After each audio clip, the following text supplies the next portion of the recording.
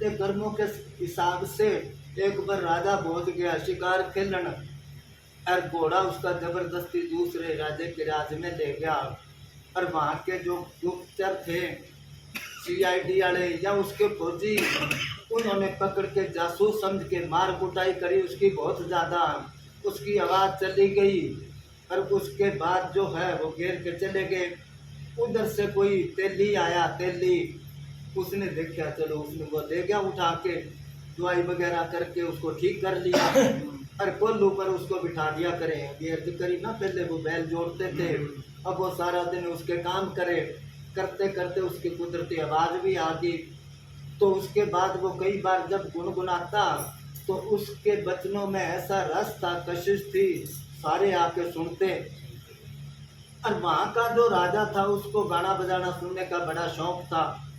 अब करते करते एक दिन वो तेली जो था, गंगू नाम था उसको, वो भी ले गया उसको कि मेरा नौकर है जी, ये भी गाएगा।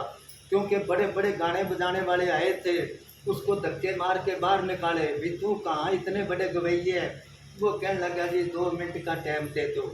जब उसको टाइम दिया, जब उसने गाया तो जितने गवैये थे सारे आसन छोड़ के नीचे बैठ गए, वाह वाह वाह वाह करने लग गए। और राजा की लड़की महलों में से उतरी, कहने लगे पिताजी मेरी शादी इसके साथ करवा दो। अब राजा देख के दंग रह गया, एक नौकर, तेली का नौकर है, इसके साथ ज्योतिषी वगैरह सारे बुलाए कि मेरी लड़की का देखो संजोग कहाँ है।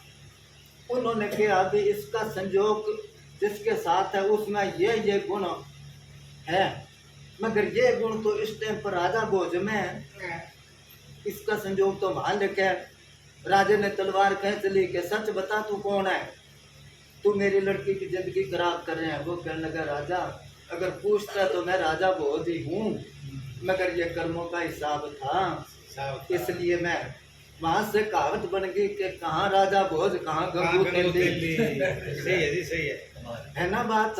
तो इसी तरह जो कर्मों का लेखा जोखा संति है ना, सिमरत नाम के विक सब काटे, धर्मराज के कागज बाटे, वो कांटा मार देता उसके हाथ में है।